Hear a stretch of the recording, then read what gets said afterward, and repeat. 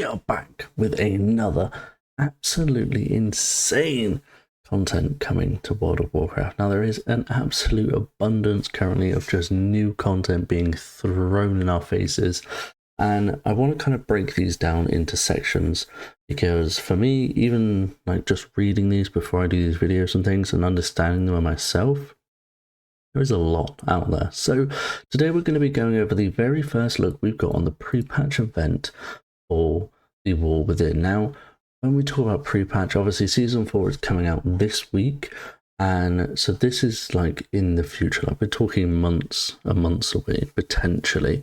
But I want to have a look at it now, and then obviously we'll review as things come out going forward. So the pre-patch event, we don't actually know what the event is going to entail, but we have got some first look at what the achievements and kind of what the rewards are going to look like. So kicking things off, well, there are 3 battle pets so far that we can get. There is going to be a hidden currency, of course, to be able to buy them, but they are essentially Hogger, the Whelpling Dragon, and Stitches, which is quite a nice little unique, in my opinion, of things to look forward to. We've also got a couple of bags. We've got 32 slot bags and 30 slot bags.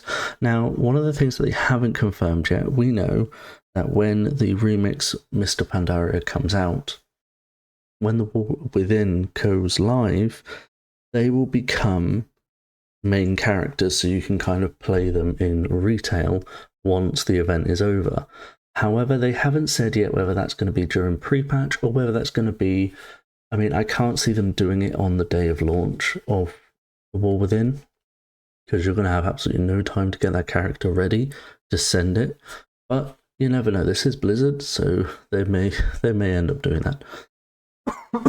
Now, on top of that, we've got some insane pre-patch trinkets. Now, these 3 pre-patch trinkets that have been highlighted here are going to be bound to your warbands. Now, if you don't know what a warband is, go and check out my video on that one. Warbands are going to be probably one of the most iconic pieces of content coming to World of Warcraft. That should have been, in my opinion, released years ago, but that is something that Blizzard is catching up on. So they are kind of throwbacks to old trinkets, and obviously they're going to be scaled up to the relevant item level, which is nice to see. We've also got some new heirlooms. So you've got the heirloom lifeless stone ring, infuses with essences of Azeroth to restore its power. We've also got, which then I'm assuming that becomes this band of radiant echoes, which is nice. That's for sure. Also, the heirlooms, the set bonus, you've now got 6 set bonuses. But again, heirlooms is still just increasing your rested XP. It's not actually increasing the amount of XP that you get. That is something that you need to kind of remember, especially with the heirlooms, because you need to look at whether the investment's actually going to be greater or not for you. Because if you are just going to level the character in one day, is the heirlooms really worth it? It's questionable. You can infuse these heirlooms with these currencies also coming out in the pre-patch.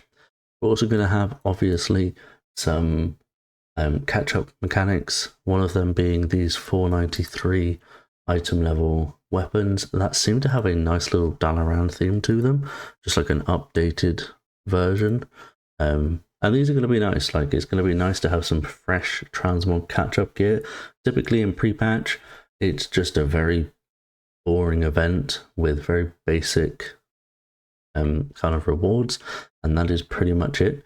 They seem to be making a little bit more effort nowadays with getting unique battle pets, the trinkets that will lock to your warband, new heirlooms that you can actually upgrade, and also some weapons. And obviously, along with the weapons, you're also going to be able to get your hands on some armor. Now, that being said, we've also got some nice accessories that are coming out. So pretty much you're going to be able to kit your class out with 493 item levels. And also this binds to your warband. Now, the warband part is the most relevant part to all of this. So if you haven't gone to watch the video, I strongly recommend you go and do that. But just to kind of put it in perspective for the people that don't really know what a warband is, a warband essentially you can add all your alts to it, and it kind of creates your own guild for your characters, whereby the gear that's bound to your warband, when you log off your main and you log in your alt, you can then utilize that gear for free. You don't have to then refarm the gear or send it over because it's soul bound and it's not account bound and so on and so forth.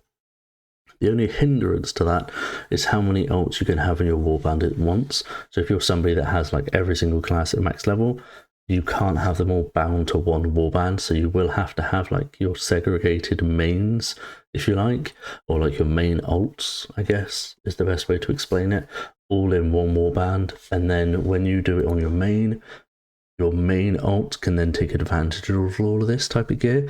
That is something that I really like. The only thing that I'm gonna say, it would be nice to make sure that, say for example you're playing Shaman, I main Shaman, so let's use that as the example. If I'm playing Shaman and I'm only getting Shaman drops, so like mail drops of like this catch-up gear, or like the weapon types that a Shaman can use, if I then want to go and play like a warrior, for example, it's not really going to help me. So it would be cool to see what the randomized item and the drop rate is going to be, to see whether it's going to be focused mainly on your gear slot or your gear type, and then the off spec ones are going to be super rare, or whether they're going to give you like a token, which they normally do. So you get like a token of like chest, legs, gloves, boots, and then when you utilize it on that character, it's then going to create the relevant armor type for that relevant class within your warband. It's going to be interesting to see kind of how they're going to do it, whether it's going to be token based or whether it's just going to be like the item that drops and then you just kind of put it in your warband bank and then you use it wherever you want. That's going to be really, really, really cool to see. But yeah, this is our very first look at the pre-patch. We don't know much else than this, but these rewards are looking pretty spicy. It definitely looks like it's going to be worth to log into pre-patch, even if it's just to get like the basic rewards. 493, just to put it in perspective. The newer max item level was like 528, I think it is, or 530, maybe just a little bit above that. So to get 495 is actually going to be pretty good, especially going straight into the next expansion. So 493, sorry. So if you want like a really, really, really late into pre-patch reroll going into the War Within because you've seen a class that you want to try or play, then I would strongly recommend you do stick around for this pre-patch. It's looking pretty toasty at the moment.